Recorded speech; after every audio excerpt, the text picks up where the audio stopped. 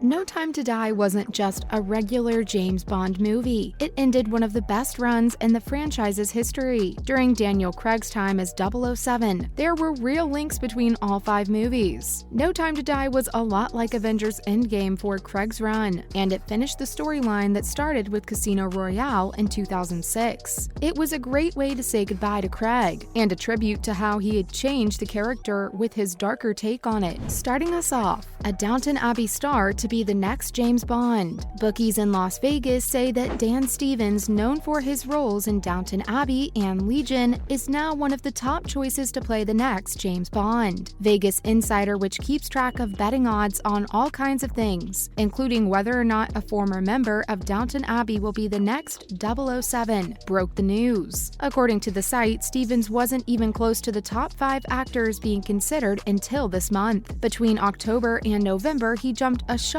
24 spots up the list. The only thing the site could come up with to explain the jump was that Stevens has become more well-known over the past year because he has been in movies like Gaslit, Guillermo del Toro's Cabinet of Curiosities, and Welcome to Chippendales. On top of that, the Downton Abbey star was chosen to lead Godzilla and Kong, the upcoming sequel to Godzilla vs. Kong from 2021. But a site representative said Stevens shouldn't be considered a frontrunner. It's happened before that someone quickly rose to the top of the list of candidates and then disappeared. So the next few weeks will show if he's here to stay or not, a spokesperson for Vegas Insider said. If Bond producers are talking about Dan Stevens as a possible replacement for Daniel Craig, it would be an interesting choice. The 40-year-old actor has the acting skills and looks to pull off the role. But if he were to become the next James Bond, his first film in the series would be his first lead role in an action movie. The top candidates for the role, like Henry Cavill and Tom Hardy, know a lot about the genre. Next up, let's talk about actors who almost played James Bond. Finding a replacement for Craig will take a lot of time and thought. Who should be the next James Bond is always a question, but Broccoli is under pressure to get the next casting right. Craig wasn't the only great Bond though. Throughout the franchise's history, there have been times when someone else could have been cast. Fans have talked about who should play Bond long before each casting announcement. These actors almost got the part of James Bond. First, Cary Grant, Adam West, and James Mason. Aside from the original James Bond and Sean Connery, Cary Grant was one of history's most naturally charismatic movie stars. Alfred Hitchcock was a big fan of Grant because of his attractiveness. Hitchcock and Grant worked together on several spy movies, such as North by Northwest, Suspicion, To Catch a Thief, and Notorious. But Grant almost got the part of the best spy in movies. Terrence Young, who was in charge of Dr. No, had asked him to play James Bond in the first movie. But Grant was hesitant to sign a deal for more than one movie. Even though it would have been interesting to see Grant play the part, Young used him as a model when making Dr. No. Shaken, not stirred Batman. Bruce Wayne, who plays Batman on TV, almost got the part of another one of the most famous heroes in fiction. After You Only Live Twice came out in 1967, and Connery said he was leaving the show, the late, great Adam West was offered the job.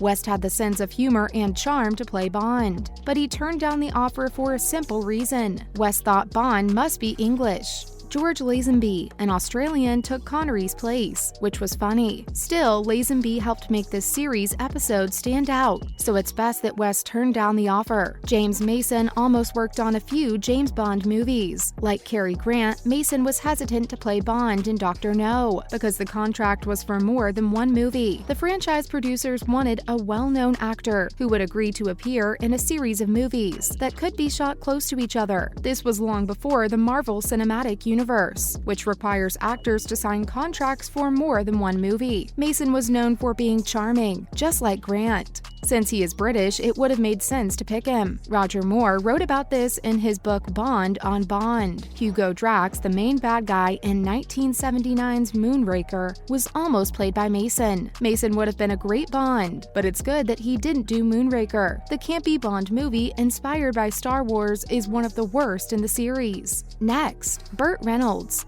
Clint Eastwood, and Liam Neeson. Burt Reynolds has played a lot of famous roles. Some of the great movies in his filmography are Deliverance, Boogie Nights, The Longest Yard, and Smokey and the Bandit. But Reynolds was almost cast as Han Solo, Michael Corleone, John McClane, and R.P. McMurphy, all well-known movie characters. In an interview with USA Today in 2015, Reynolds said that he could have done it well. Reynolds might have wished he had taken part, but he also wished he hadn't been in Boogie Nights, so maybe he didn't always do what was best for himself. Clint Eastwood is one of the best actors ever to do action movies. When it came out in 1971, Dirty Harry changed the genre for good, but Eastwood was unsure if he wanted to play a character as popular as 007. Even though he was offered good money, he turned down the chance to play Bond. Eastwood said that he liked to play real heroes, and that Bond was Sean's deal. Eastwood was smart not to take the job,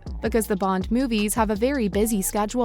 If he had accepted it, he might not have become the great director he is today. Liam Neeson is known for his action movies, but that wasn't the case in the 1990s. After his first Oscar nomination for Schindler's List, Neeson was best known as a dramatic actor. Before Taken, Neeson would have been known as an international action star, thanks to the James Bond movies, but he turned it down because he wanted to honor his late wife, Natasha Richardson. Richardson told Neeson that she wouldn't marry him if he participated in GoldenEye in 1995. Before Richardson died in 2009, it became a running joke between the two. In many ways, Brian Mills, the main character of the Taken trilogy, feels like an older version of James Bond. Finally, Julian Glover, Ralph Fiennes, and Christian Bale. Julian Glover is one of the best bad guys in movies. He is the only actor who played bad guys in James Bond, Star Wars, Indiana Jones, and Game of Thrones. In the movie For Your Eyes Only, Glover played the memorable KGB agent, Aristotle Christados. After the embarrassing Moonraker, he helped the Bond movies return to a more realistic style. But Glover had already tried out for the role of James Bond in 1979, when Roger Moore was thinking about leaving the role. Luckily, he still got to be a part of the show somehow. Moore's collection of bad guys wasn't as good as Connery's, but Christados was one of Moore's most dangerous foes. Ralph Fiennes has been a part of the Bond movies for a long time. In both GoldenEye and Casino Royale, he was in the running to be the next James Bond. Both times, he would have been an interesting choice. Fiennes would have been a new actor in 1995, and he would have been one of the oldest Bonds in 2006. When Fiennes finally joined the series in Skyfall, it looked like Mallory would only be in that one episode. After Judi Dench's character dies, Mallory takes over as Bond's boss, and M. Fiennes stays as the new M, Inspector, and No Time to Die. In 2000, when he was in the satirical dark comedy American PYO, his career took a big turn. After seeing Bale's crazy performance as Patrick Bateman, it was hard to remember that he had been a cute child star in Empire of the Sun and Newsies. Bale was told that the role of James Bond in Casino Royale was his for the taking if he wanted it. Bale turned down the offer because he thought James Bond was the worst thing about British stereotypes. This gave him a chance to become the best Batman of all time. Unfortunately, guys, that is all the time we had for today.